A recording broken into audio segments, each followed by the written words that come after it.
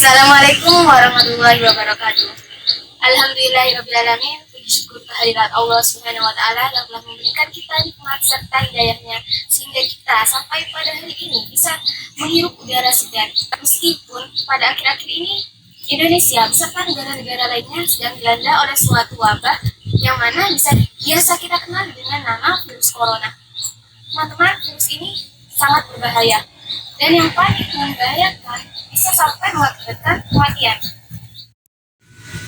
Maka dari itu, kami dari KCFB UNED akan menjelaskan apa sih itu corona, kebijakan apa saja yang dilakukan oleh pemerintah dalam menghadapi virus corona ini, serta dampak apa yang diakibatkan oleh adanya virus corona terhadap perekonomian. Mari disimak baik-baik dan semoga menambah pengetahuan kita. Assalamualaikum warahmatullahi wabarakatuh. Halo teman-teman, bagaimana nih kabar teman-teman semua? Semoga dalam kondisi sehat walafiat semua ya. Pada kesempatan kali ini saya akan mengulas mengenai pengantar dari virus corona. Coronavirus ataupun virus corona merupakan sekumpulan virus yang berasal dari subfamili Orthocoronavirinae dan famili Coronaviridae dan tergolong dalam ordo Coronidovirales. Virus corona ini ternyata tidak hanya menginfeksi pada binatang dan hewan saja, namun juga bisa menginfeksi pada manusia, terutama pada saluran pernapasan. Virus corona ternyata berasal dari bahasa Latin yang berarti corona ataupun pusat matahari atau mahkota. Berikut merupakan gambaran permukaan dari virus corona. Lalu ketika kita berbicara mengenai asal-muasal dari virus corona ini, ternyata virus ini sudah ditemukan sejak tahun 1930-an. Setelah tahun itu, mulai banyak teridentifikasi banyak virus-virus lain yang tergolong ataupun anggota dari virus ini, termasuk salah satunya adalah SARS-CoV-2 dengan penyakitnya yang kita biasa kenal dengan COVID-19 ataupun Coronavirus Disease 19. Pada awal mulanya COVID-19 ini ditemukan dari pasar Wuhan, ibu kota Hubei, Cina. Setidaknya ada 41 orang yang teridentifikasi dan positif mengidap virus corona. Ada dua studi yang menunjukkan ataupun mengatakan bahwa studi pertama di sana mengatakan bahwa tidak adanya hubungan yang terkait antara 41 orang tadi yang positif mengidap virus corona dengan kunjungannya ke pasar Wuhan, China. Lalu studi yang kedua mengatakan bahwa benar dari pasar Wuhan inilah yang merupakan pusat penyebaran dari virus corona ini. Tentu ini membutuhkan studi-studi lanjutan agar diketahui dengan jelas sebenarnya pusat dari COVID-19 ini sumbernya dari mana. Lalu ketika kita berbicara mengenai penyebaran dari COVID-19 ini bisa tersebar melalui droplet ataupun percikan air liur penderita yang ditularkan kepada non-penderita ataupun orang-orang sehat. Lalu yang kedua, hasil studi baru-baru ini mengatakan bahwa virus ini juga bisa menyebar melalui udara ataupun airborne. Tentunya ini sangat membahayakan sekali bagi tenaga medis di luar sana yang tengah berjuang melawan pandemi COVID-19 ini. Berikut merupakan data perkembangan coronavirus dari berbagai negara per tanggal 17 April 2020. Lalu yang terakhir dari saya adalah kemarin malam saya telah membaca hasil riset dari Universitas Padjadjaran yang mengatakan bahwa kebanyakan mahasiswa merasa depresi dengan adanya pandemi COVID-19 ini. Setidaknya ada 47% mahasiswa mengalami depresi. Nah, sebenarnya apa sih penyebab dari mahasiswa depresi itu? Nah, di riset tersebut mengatakan bahwa 60% alasannya karena berita yang kurang benar mengenai adanya COVID-19 ini. Nah, dari sini saya berkesimpulan bahwa mohon untuk generasi milenial lebih bijak dalam memanfaatkan sosial media. Sebelum kita memforward suatu berita ataupun artikel, kita harus bertabayun terlebih dahulu ataupun meng-cross-check kebenaran dari artikel ataupun berita itu sendiri supaya tidak terjadi kepanikan ataupun shock dari lingkup sosial. Pembahasan corona. Himbauan yang dilakukan berupa melakukan physical distancing antar sesama manusia karena bisa jadi di antara kita adalah OTG, orang tanpa gejala, atau kita carrier yang tidak menyadari bahwa kita membawa suatu virus yang kemudian bisa menularkan kepada orang lain. Hal lain yang bisa dihimbau adalah membudayakan hidup bersih dan sehat seperti mencuci tangan sebelum dan sudah melakukan sesuatu atau bahkan mau makan, kemudian selalu menjaga kebersihan, kemudian hal-hal tersebut harus selalu kita terapkan oleh diri kita sendiri demi menjaga kesehatan pribadi maupun orang lain.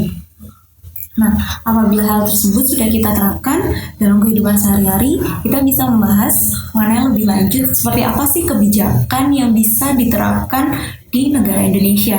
Ada 2 kebijakan yang bisa diterapkan menjadi opsi pilihan. Kemudian kebijakan yang pertama mari kita bahas secara satu persatu. Kebijakan yang pertama adalah opsi lockdown. Nah, di Indonesia sendiri lockdown ini dikenal dengan karantina wilayah. Apabila suatu negara menerapkan kebijakan lockdown atau karantina wilayah, maka negara tersebut harus mampu untuk mensuplai rakyatnya, baik itu logistik kesehatan, pangan, maupun kebutuhan sehari-hari.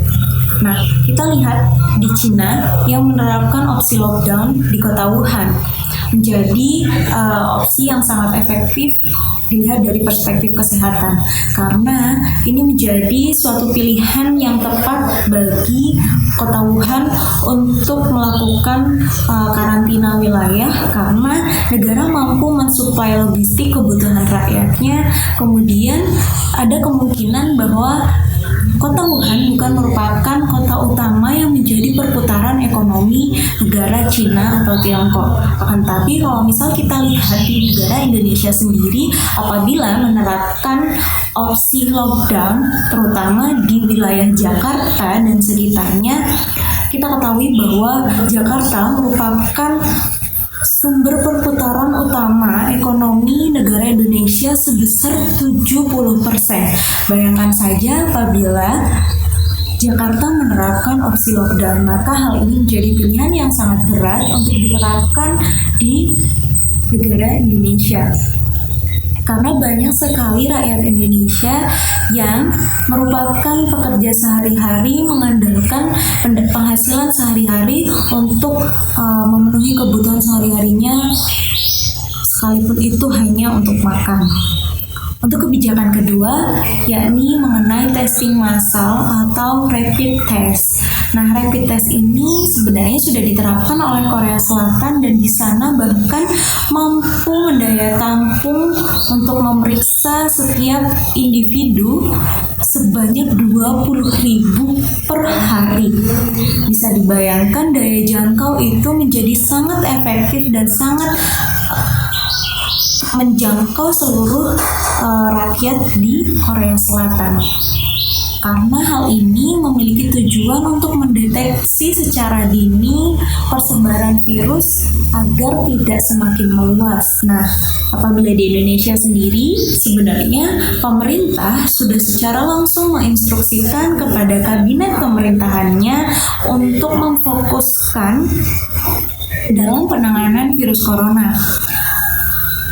Bisa kita lihat bahwa anggaran APBN saat ini sudah banyak yang dialihfungsikan kepada anggaran kebutuhan kesehatan.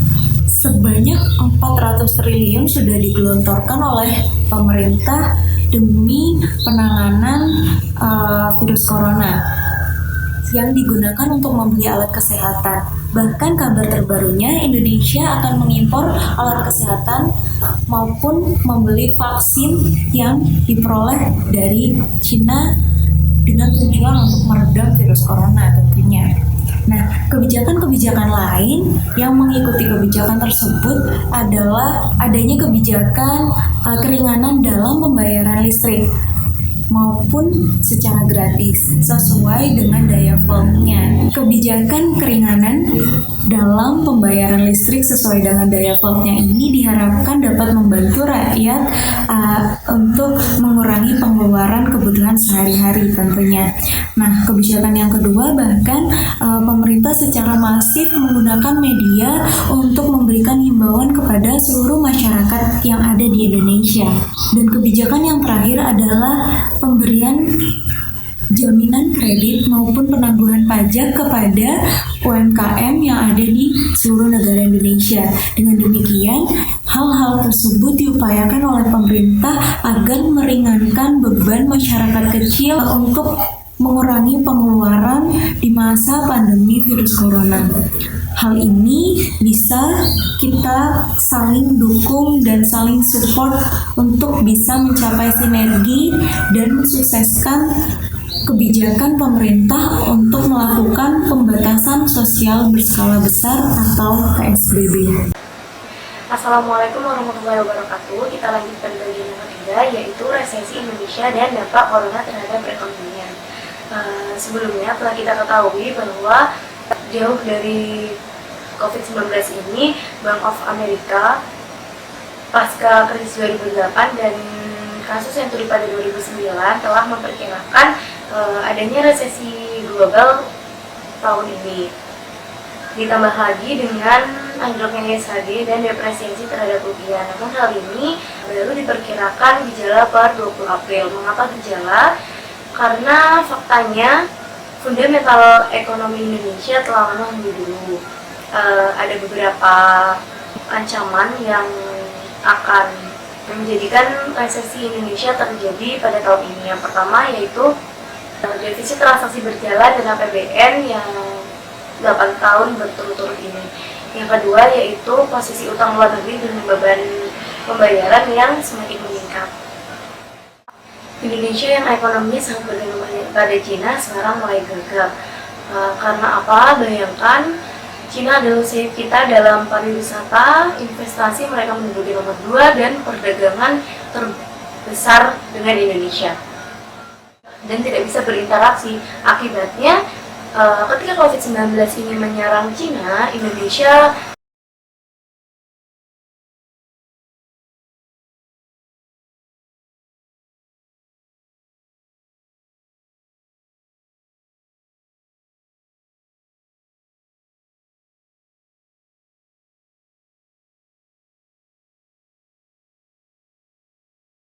hal ini juga berimbas pada prediksi-prediksi yang akan terjadi pada tahun ini. Bank Indonesia telah memberikan 2 skenario, yaitu skenario berat dan skenario sangat berat. Untuk yang pertama yaitu pada GDP outlook awal sebesar 5,3% yang kemudian diskenariokan dengan berat menjadi 2,3% dan sangat berat menjadi negatif 0,4%.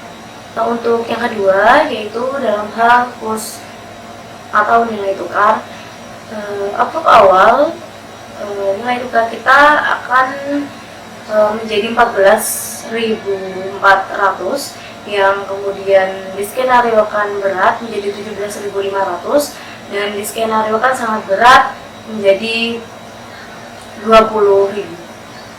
Untuk inflasi, outlook awal ini inflasi akan terjadi sebesar 1,3% yang kemudian diskenariokan sangat berat menjadi 3,9% dan diskenariokan sangat berat menjadi 5,1%. Seperti yang kita lihat, banyak sekali fenomena-fenomena yang terjadi di sekitar kita yang mulai dari pendapatan yang tidak stabil atau menurun, ancaman jiwa, daya beli masyarakat menurun, serta ekspor kita juga mengalami penurunan. Sedangkan dalam teori ekonomi, ketika kita mengalami depresiasi, seharusnya ekspor kita mengalami peningkatan karena keuntungan yang kita dapatkan akan lebih besar. Namun mengapa pada saat ini ekspor kita malah menurun? Karena apa yang kita alami bukan hanya depresiasi atau resesi. Yang kita alami yaitu tidak lain juga masalah pandemi COVID-19 ini yang mengancam kesehatan bahkan jiwa masyarakat Indonesia. Ketika produksi yang dihasilkan juga menurun, maka ekspor yang akan diberikan juga semakin menurun. Nah, mungkin banyak dari kalian yang menanyakan apa sih yang bisa kita lakukan sebagai rakyat Indonesia untuk menangani COVID-19 ini. Nah, di sini saya akan memberikan beberapa tips yang mungkin bisa bermanfaat untuk kalian semua. Yang pertama yaitu nurut dengan pemerintah, nurut dengan ulama. Dalam artian ketika apa yang diperintahkan oleh pemimpin kita tidak melenceng dari syariat, yaitu salah satunya dengan di rumah aja. Nah, dengan di rumah aja ini kita menurutinya dan semoga dapat mengurangi penyebaran COVID-19 yang ada di Indonesia ini. Yang kedua yaitu jangan share berita yang dapat menimbulkan kepanikan. Nah, di sini yang berimbas juga kepada masyarakat yang melakukan investasi terutama. Nah, yang ketiga yaitu jangan panic buying. Yang dimaksud adalah kita membeli barang-barang untuk kebutuhan 6 bulan ke depan, 10 bulan ke depan. Nah, yang kita perlukan adalah membeli kebutuhan yang memang dibutuhkan untuk beberapa hari. Nah, untuk yang keempat ini sendiri, kita dapat melakukan hal-hal kecil yang dapat menambah pendapatan masyarakat di sekitar kita, yaitu dengan membeli barang-barang yang kita butuhkan melalui UMKM yang ada di sekitar kita.